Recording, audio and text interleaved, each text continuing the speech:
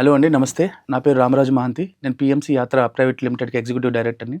భూటాన్ యాత్ర కోసం ఎవరైనా రావాల్సిన వాళ్ళు ఇంట్రెస్ట్ ఉంటే, మీరు కింద కనబడుతున్నటువంటి నంబర్‌కి ఎవరైనా ఫోన్ చేసి రూ. 10,000 ఒక అడ్వాన్స్ చెల్లించి మీ పేరుని నమోదు చేసుకోగలరు.